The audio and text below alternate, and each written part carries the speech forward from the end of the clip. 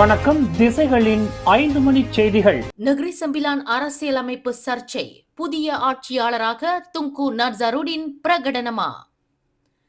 நக்ரி சம்பிலான் மாநில அரசியலமைப்பு சர்ச்சைக்கிடையே துங்கு நஸ்ருதீன் அம்மாநிலத்தின் 12வது யங் டி பர்துவான் பசாராக பிரகடனப்படுத்தப்படும் காணொளி ஒன்று சமூக ஊடகங்களில் வைரலாகி வருகிறது. மலாக்காவில் உள்ள ஹோட்டல் ஒன்றில் நக்ரி சம்பிலானின் 4 உண்டாங் தலைவர்கள் சார்பாக ஜலுபு உண்டாங் டத்து மாரூஃப் ரஷீத் இந்த அறிவிப்பை வெளியிட்டார். நக்ரி சம்பிலான் அரச சபையான டேவான் கே அடிலான் டான் உண்டாங் அமைப்பின் சிறப்பு கூட்டத்திற்கு சிரம்பான் உயர் நீதிமன்றம் இடைக்கால தடை விதித்துள்ள நிலையில் இந்த காணொளி வெளிவந்திருப்பது பெரும் பரபரப்பை ஏற்படுத்தியுள்ளது. திட்டமிடப்பட்டிருந்த கூட்டத்தில் கலந்து கொள்ளவிருந்த துங்கு நஸ்ருதீன் ஹோட்டலில் இருந்து வெளியேற முடியாமல் போலீசாரால் தடுக்கப்பட்டார். இருப்பினும் கூட்ட இல்லத்திற்குள் நுழைய முயன்ற 4 உண்டாங் தலைவர்களும் தொடக்கத்தில் தடுக்கப்பட்டு பின்னர் துங்கு ஷைட் ரஸ்மான் தலையீட்டிற்கு பிறகு அனுமதிக்கப்பட்டனர். நக்ரி சம்பிலான் மாநில அரசியலமைப்பின்படி மாநிலத்தின் மிக உயர்ந்த ஆட்சியாளரான யங் டி பர்துவான் பசாரை தேர்ந்தெடுக்கும் பிரத்யேக உரிமை 4 உண்டாங்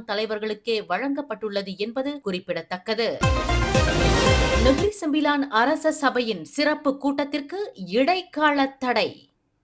நக்ரி சம்பிலான் மாநிலத்தின் மிக உயர்ந்த அரச சபையான டேவான் கே அடிலான் டான் உண்டாங் அமைப்பின் சிறப்பு கூட்டத்தை கூட்டுவதற்கும் அதன் செயலாளர் ராஜா நோராஸ்லி ராஜா நோர்டீனை பதவியில் இருந்து நீக்குவதற்கும் சிரம்பான் உயர் நீதிமன்றம் இன்று இடைக்கால தடை உத்தரவு பிறப்பித்துள்ளது. அரசமைப்பு சிக்கல்கள் குறித்து நீதிமன்றம் இறுதி முடிவு எடுக்கும் வரை தற்போதைய நிர்வாக நிலையை அப்படியே நீட்டிக்க நீதிபதி ரோஸ் மவார் ரோசைன் இந்த உத்தரவை பிறப்பித்தார். இதன் மூலம் கூட்டங்களை கூட்டவோ செயலாளரின் பணியில் தலையிடவோ அல்லது செய்தியாளர் சந்திப்புகளை நடத்தவோ வாதிகளான 4 உண்டாங் தலைவர்களுக்கும் ஷா பண்டாருக்கும் தடை விதிக்கப்பட்டுள்ளது என மூத்த வழக்கறிஞர் ஸ்டீவன் திரு தெரிவித்தார். இந்த சர்ச்சை 4 உண்டாங் தலைவர்களுக்கும் மாநில ஆட்சியாளர் துவன்கு மோரிஸ்க்கும் இடையே நிலவி வரும் கருத்து வேறுபாடுகளால் ஏற்பட்டுள்ளது. மாநில அரசியல் அமைப்பின்படி ஆட்சியாளரின் அனுமதி இருக்கும் வரை ராஜா நோராஸ்லி செயலாளராக நீடிப்பார் என மாநில செயலாளர் டத்து முகமது ஜஃபீர் இப்ராஹிம் நேற்று உறுதிப்படுத்தியிருந்தார்.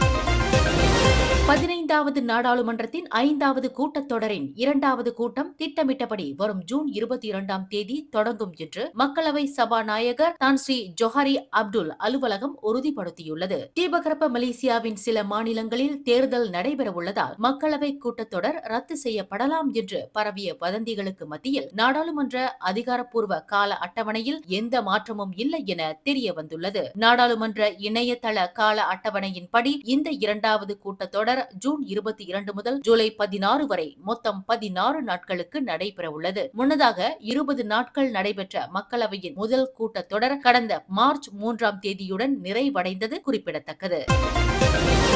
1MDB நிதி ஊழல் தொடர்பாக 8 பில்லியன் அமெரிக்க டாலர் இழப்பீடு கோரி தொடரப்பட்ட சிவில் வழக்கில் 5 முக்கிய ஆவணங்களை பார்வையிட முன்னாள் பிரதமர் டத்து ஸ்ரீ நஜீப் ரசாக்கிற்கு நீதிமன்றம் அனுமதி அளித்துள்ளது. ஆகஸ்ட் மாதம் தொடங்க உள்ள விசாரணைக்கு முன்னதாக இதுவரை மீட்டெடுக்கப்பட்ட சொத்துகளின் பட்டியல் மற்றும் எட்டப்பட்ட சமரச உடன்படிக்கைகளின் விவரங்களை 21 நாட்களுக்குள் பிரமாண பத்திரம் மூலம் வழங்க 1MDB நிறுவனத்திற்கு நீதித்துறை ஆணையர் முகமது ரெட்ஸ்வான் இட்ரோஸ் உத்தரவிட்டுள்ளார். வழக்கில் நியாயமான தீர்ப்பு கிடைக்க இந்த விவரங்கள் அவசியமானவை என்றாலும் இந்த ஆவணங்கள் அனைத்தும் நீதிமன்ற பாதுகாப்பு உத்தரவின் கீழ் மிகவும் ரகசியமாக வைக்கப்பட வேண்டும் என்றும் பொதுமக்கள் இதை பார்வையிட முடியாது என்றும் நீதித்துறை ஆணையர் குறிப்பிட்டுள்ளார்.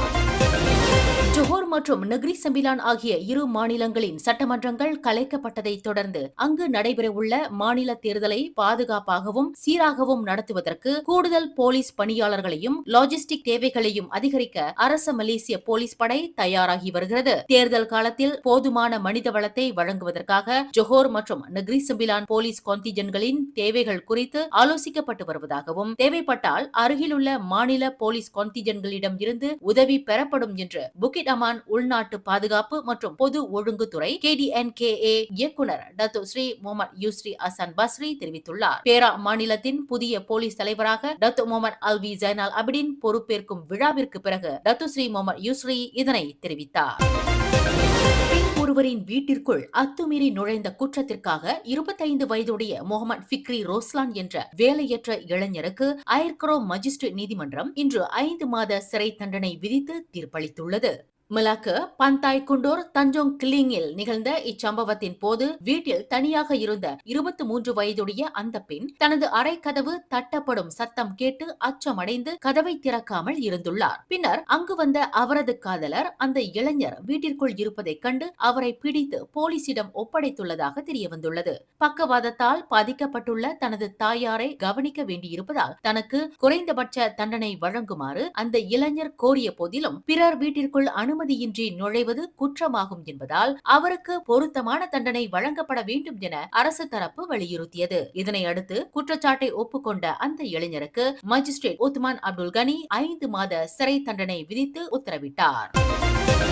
கொத்தகமுனிங் சட்டமன்ற தொகுதிக்கு உட்பட்ட இடைநிலை பள்ளிகளில் 2025ஆம் ஆண்டு SPM தேர்வில் சிறந்த மதிப்பெண்கள் பெற்ற 152 பள்ளின மாணவர்களுக்கு கல்வி ஊக்கத்தொகை வழங்கி சிறப்பிக்கப்பட்டது. நேற்று இரவு புக்கிட் ரிமாவ் MBSA மண்டபத்தில் நடைபெற்ற இந்நிகழ்விற்கு கொத்தகமுனிங் சட்டமன்ற உறுப்பினர் பிரகாஷ் சம்புநாதன் தலைமை தாங்கினார். இத்தேர்வில் 8A முதல் 11A வரை பெற்று சாதனை படைத்த மாணவர்களுக்கு அவர் நேரடியாக ஊக்கத்தொகைகளை வழங்கி தனது வாழ்த்துகளையும் பாராட்டுகளையும் தெரிவித்துக் கொண்டார். ஜெனராசி சொமர்லாங் எனும் பெயரில் 3வது ஆண்டாக இந்த பாராட்டு விழா மிக சிறப்பாக ஏற்பாடு செய்யப்பட்டிருந்தது. இந்நிகழ்வில் தலைமை ஏற்று உரையாற்றிய சட்டமன்ற உறுப்பினர் பிரகாஷ் சம்புநாதன் மாணவர்களின் கல்வி மேம்பாட்டை கருத்தில் கொண்டு கடந்த 3 ஆண்டுகளாக கொத்தகமுனிங் தொகுதியில் கல்வி கருத்தரங்குகளும் இலவச துணை கல்வி வகுப்புகளும் நடத்தப்பட்டு வருகின்றன. தற்போது மாணவர்களின் இந்த சிறந்த தேர்வு முடிவுகள் அந்த முயற்சிகளுக்கு கிடைத்த நற்பலனை அத்தாட்சிப்படுத்துகின்றன என பெருமிதத்தோடு குறிப்பிட்டார்.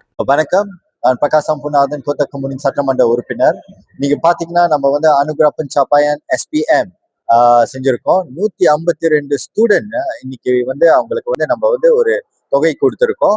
ஒரு அப்ரிசியேஷனா அவங்க நல்லா படிச்சு இவ்வளவு மார்க் எடுத்தது, இவ்வளவு ஏஸ் எடுத்ததுக்கு 8A இருந்து 11A ஸ்டூடெண்ட்ஸ்க்கு நம்ம இந்த அப்ரிசியேஷன் தொகையை கொடுத்திருக்கோம்.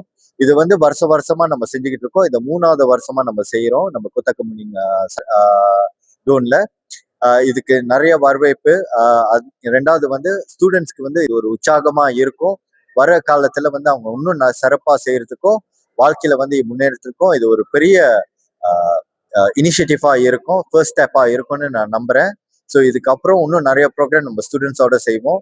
இந்நிகழ்வில் ஊக்கத்தொகை மற்றும் பாராட்டு பத்திரங்களை பெற்றுக்கொண்ட சாதனை படைத்த மாணவர்கள் தங்களின் வெற்றிக்கான காரணங்கள் மற்றும் மகிழ்ச்சியை திசைகள் ஊடகத்துடன் பிரத்யேகமாக பகிர்ந்து கொண்டனர். கடந்த 2025 SPM தேர்வுல நான் straight As with 11 As result பெற்றிருக்கேன். என்னோட இந்த ரிசல்ட்டை பாராட்டுற விதமாக YB பிரகாஷ் அவர்கள் டூன் கொத்தகமுனிங் இந்த ஈவெண்ட் நடத்தியிருக்காரு.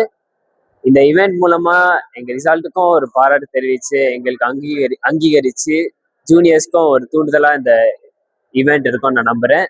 SPM தேர்வு நான் 9A பெற்றிருக்கேன். நான் SPMல இந்த தேர்ச்சியை பெற்றதுக்கு மூல காரணமே கண்டிப்பா என்னோட பெற்றோர்கள், ஆசிரியர்கள், என் நண்பர்கள்னு சொல்லுவேன். YB இந்த நிகழ்ச்சியை நடத்தினதுக்கு ரொம்ப நன்றி சொல்றேன். ஏன்னா இந்த நிகழ்ச்சி நடத்துறதுனால ஐ திங்க் என்னோட ஜூனியர்ஸ்க்கும் இது ஒரு நல்ல தூண்டுதலா இருக்குன்ட்டு நம்புறேன். 9 A's for my SPM. இந்த ஈவெண்ட் ரொம்ப மோட்டிவேட்டிங்கா இருந்துச்சு. His stories ரொம்ப இன்ஸ்பைரிங்கா இருந்துச்சு. I really love this speech. I hope YB Tuan Prakash does good to this community and help every student in need. YB இந்த மாதிரியான நிகழ்ச்சியை நடத்துறதுனால நிறைய பிள்ளைங்களுக்கு ஊக்குவிப்பா இருக்கு. எனக்கு இந்த அன்பளிப்பும் கிடைச்சனால என் எதிர்காலத்துக்கு ரொம்ப உதவியா இருக்கும். ஸோ YB இந்த மாதிரியான இன்னும் நிறைய நிகழ்ச்சிகளை நடத்தணும். ஸோ நம்மளுக்கு ஒரு மோட்டிவேஷன் அடுத்த வர பிள்ளைகளுக்கு மோட்டிவேஷனா இருக்கும்னு எனக்கு நம்பிக்கை இருக்கு. So thank you YB. இவ்விழாவில் சாதனை மாணவர்களுடன் அவர்களின் பெற்றோர்களும் பெரும் திரளாக கலந்து கொண்டு இவ்விழாவினை சிறப்பித்தனர். மேலும் செய்திகளை தெரிந்து கொள்ள கீழே இருக்கும் பெல் பட்டனை அழுத்துங்கள். உங்கள் மகிழ்ச்சியை வெளிப்படுத்த லைக் மற்றும் ஷேர் செய்யுங்கள். தொடர்ந்து திசைகளோடு இணைந்திருக்க சப்ஸ்கிரைப் செய்யுங்கள்.